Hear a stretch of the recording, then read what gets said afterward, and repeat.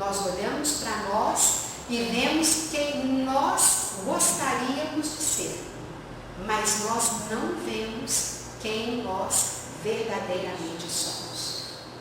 Isso é tão certo que Joana de Ângeles, a benfeitora espiritual, mentora do Divaldo, vai dizer: ninguém é o que aparenta ser. Ninguém é o que aparenta ser. Isso vale para os outros e vale também para nós. Nós não somos o que nós aparentamos ser. A benfeitora esclarece que nós vamos assumindo personalidades, máscaras que nós vamos vestindo para cobrir as nossas imperfeições, para atender aos nossos interesses, para esconder alguma coisa que nós queremos que os outros não vejam, mas dificilmente nós revelamos aos outros quem verdadeiramente nós somos. E mais uma vez ela reforça a importância do autoconhecimento. Porque nós não precisamos conhecer a nossa aparência, nós precisamos conhecer quem nós somos na essência. Porque é alterando a nossa essência que nós vamos conseguir realmente aprimorar moralmente, aprimorar espiritualmente. Então, o autoconhecimento é fundamental para o nosso aprimoramento. Mas como realizá-lo, meus irmãos? A nossa amada doutrina nos sugere alguns recursos. E aqui nós vamos lembrar, por exemplo, da pergunta 919A e 919B do Livro dos Espíritos. Né? A 919, respondida por Santo Agostinho, em que ele diz que todos os dias antes de dormir, ele passava em revista o seu dia. E ali ele analisava tudo o que ele tinha feito. E perguntava a si mesmo: cumpri todas as minhas obrigações? Fiz algo que eu censuro nos outros? Fiz algo de que eu me envergonharia? Se eu desencarnasse hoje, eu temeria alguma coisa? Essas perguntas e outras, ele diz que fazia todos os dias. E pedia a Deus e ao seu anjo da guarda para que ajudasse a responder. É o método da autoanálise. É um recurso disponível a qualquer um de nós. É um método lento, que exige muita disciplina, muita força de vontade, mas nós vamos alcançando respostas para essas questões. E à medida que nós vamos tendo essas respostas, nós vamos fazendo os ajustes necessários. Quem conhece um pouco da biografia de Santo Agostinho, sabe quem ele era e quem ele se tornou. E ele vai dizer que só conseguiu se tornar quem ele agora é a partir desse recurso que ele usava. Então é um recurso valiosíssimo, ensinado pela espiritualidade, acessível a qualquer um de nós e que nós devemos sim empregar para nos autoconhecer. Existe ainda um outro recurso, a oração, o diálogo com Deus. Deus é o nosso Criador, Pai de infinita misericórdia. É aquele que nos conhece melhor do que nós mesmos. Então, se nas nossas orações nós incluirmos perguntas como: Senhor, estou sendo um bom cristão? Estou me conduzindo na vida como deveria me conduzir? Senhor, me ajuda a identificar em mim as minhas limitações, as minhas dificuldades. Mostra para mim, Senhor, revela para mim onde estão as minhas imperfeições e quais virtudes precisam ser aprimoradas. Os Espíritos asseguram que nós vamos alcançar essas respostas. Porque quando nós oramos, segundo os Espíritos, bênçãos de entendimento recaem sobre nós. E essas bênçãos são capazes de nos tornar transparentes para nós mesmos. Não é um recurso milagroso. Deus vai colocando pessoas, situações na nossa vida que vão revelando para nós quem nós somos. E nós vamos percebendo. E na medida que nós vamos percebendo, nós vamos também fazendo esses ajustes. Então a oração é um recurso fundamental para quem deseja se autoconhecer. Mas ainda existe um outro recurso muito interessante. As pessoas com as quais nós convivemos. Os irmãos já devem ter ouvido um pequeno ditado que diz assim: aquilo que me desagrada em ti, eu corrijo em mim. Não sei se os irmãos já ouviram. O que me desagrada em ti, eu corrijo em mim. Nós vamos encontrar uma fundamentação doutrinária nessa sabedoria. É uma mensagem de Emmanuel, intitulada Reflexos, que ele diz exatamente isso. Aquilo que nós vemos nos outros, nós encontramos em nós.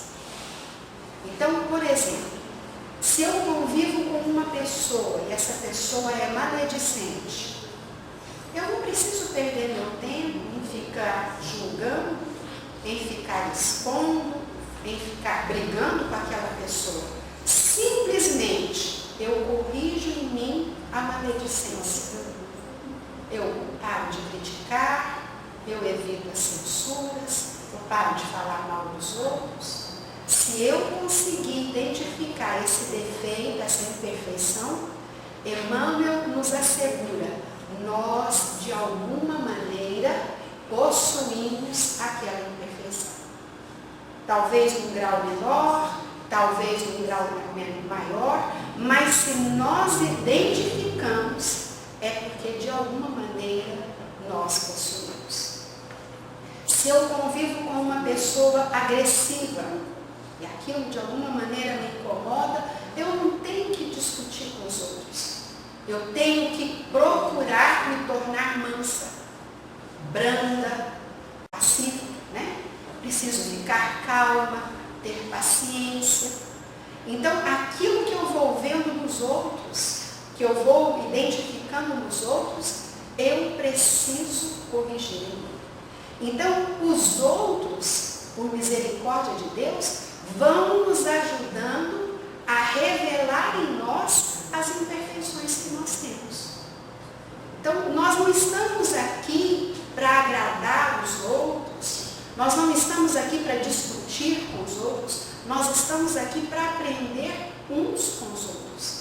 Então, saibamos viver, né, com sabedoria, para que nós possamos tirar proveito dessas situações e melhorar a nós mesmos.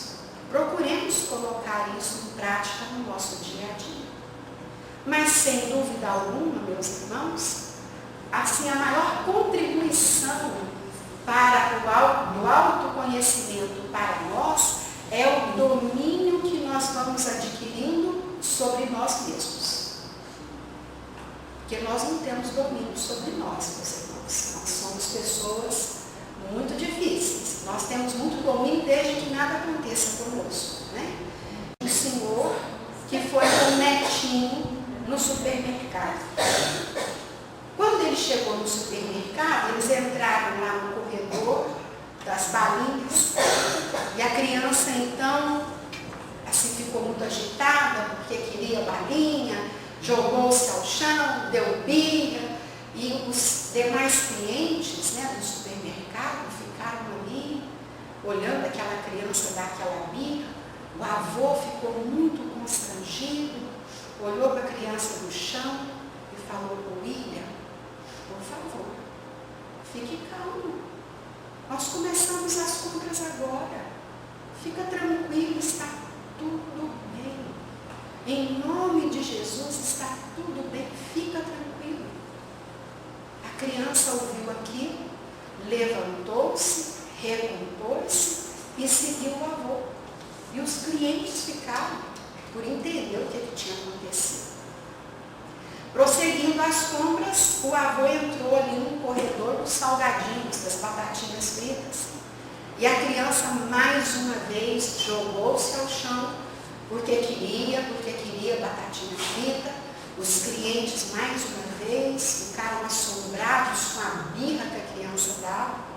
O avô, muito envergonhado, olhou para a criança dando birra no chão e disse: William, por favor, nós já estamos acabando as compras. Fica calmo, fica tranquilo. Jesus está conosco. Não faça nada de que você se arrependa depois. Está tudo bem. A criança ouviu aquilo, levantou-se, recompôs-se e seguiu o avô. E os outros clientes não entenderam nada. Aí passaram no caixa. Quando está lá passando no caixa, a criança teve outro piti, jogou as sacolas todas no chão, as compras todas ali caíram no chão, as pessoas que estavam na fila começaram a ajudar, e o avô, mais uma vez, constrangido com toda aquela situação, disse: William, por favor, nós já acabamos as compras. Eu te garanto que em 15 minutos nós estaremos em casa. E vai ficar tudo bem, fica tranquilo. Tenha paciência, está tudo sob a vontade de Deus. A criança ouviu aquilo, começou a catar as compras, foi colocando nas sacolas e eles se dirigiram para o estacionamento para guardar as compras no carro. Quando eles estavam lá, aproximou-se uma senhora. E a senhora disse assim: o senhor não repara, não? Mas eu estava dentro do supermercado e assisti tudo o que aconteceu. E eu quero dizer ao senhor que o seu neto é uma criança privilegiada. O senhor tem muita paciência. Eu nunca pensei que eu fosse viver o suficiente para ver uma pessoa tão paciente como o senhor. O senhor não repara, não? O senhor me deixa dar um abraço no senhor? Porque eu quero eternizar esse momento. Ele falou: pois não. Aí abraçou a senhora e tal. E aí ela disse: como que o senhor chama? Ele disse: eu me chamo William. Meu neto se chama Tiago. Os irmãos entenderam? Ele falava o tempo todo com ele mesmo. Ele era o William. O William não era o netinho dele. Por que o seu William falava com ele mesmo? Porque ele sabia que ele podia perder ali a paciência, né, e gerar uma situação de agressividade com o neto. Então, o tempo todo ele ia se acalmando pelo fato de conhecer-se muito bem a si mesmo. Quisera a Deus todos nós fôssemos como o Sr. William. Chico Xavier, num programa de entrevistas, vai dizer que nós devemos temer só uma coisa nessa vida: as nossas reações. Ele diz que nós todos somos criaturas extremamente violentas. Nós somos violentos no falar, no fazer, no pensar, no sentir. Basta que a gente olhe a nossa sociedade. É um olhar atravessado, é uma palavra equivocada, é uma buzina no trânsito. Nós sabemos que as reações são extremamente violentas. Então, essa violência é gerada porque nós não temos domínio sobre nós. A Kardec vai dizer isso muito bem. Há mais de 130 anos, ele vai dizer que nesses dias de transição planetária, nós conviveríamos muito com loucura e com suicídio. Alguns de nós aqui discordam de Allan Kardec. É o que nós estamos assistindo.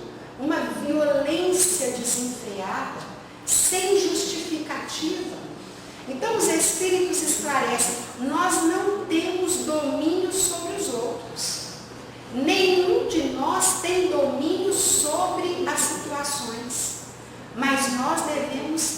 domínio sobre nós mesmos.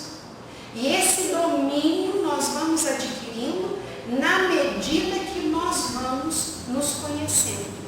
Nós vamos identificando os nossos pontos fracos e vamos nos educando para que essas forças desequilibradoras sejam educadas para que não possam gerar consequências infelizes. Então, quando Jesus diz, conhecereis a verdade e a verdade vos fará livres, essas palavras também se aplicam ao autoconhecimento. É conhecer a verdade sobre nós mesmos. Na medida que nós vamos nos revelando para nós mesmos, conhecendo a nossa própria verdade, nós vamos nos tornando mais pacíficos, nós vamos tornando mais equilibrados, nós vamos vivendo uma vida mais saudável, uma vida mais plena e, portanto, uma vida mais feliz. Então, o autoconhecimento é um conhecimento que todos nós devemos investir. E é por isso que o benfeitor Emmanuel, no livro O Consolador, vai dizer que o autoconhecimento é a nossa maior necessidade. Nós gostaríamos de pedir licença aos irmãos mais uma vez, lendo trechos de um poema de Casimiro Cunha, trazido pela mediunidade de Chico Xavier, intitulado O Santuário Interior. Então ele diz assim: meu Senhor, Pai de bondade, de luz e de amor sem fim, não me abandones a treva que trago dentro de mim. De espírito encarcerado nos débitos que inventei, tenho sede do equilíbrio que nasce de tua lei. Controla-me a aspiração de ganhar e possuir. Sou teimoso e invigilante, ensina-me a discernir. Sou ágil no bom conselho, ao coração sofredor. Todavia sou surdo e cego nos dias de minha dor. Nas orações quase sempre sou cópia dos fariseus, sentindo-me presunçoso, dileto entre os filhos teus. Que a tua vontade, enfim, pronta a prever e prover, seja em tudo e em toda a vida a minha razão de ser. Meu Senhor, Pai de bondade, de luz e de amor sem fim, não me abandones a treva que trago dentro de mim. Que Jesus nos abençoe.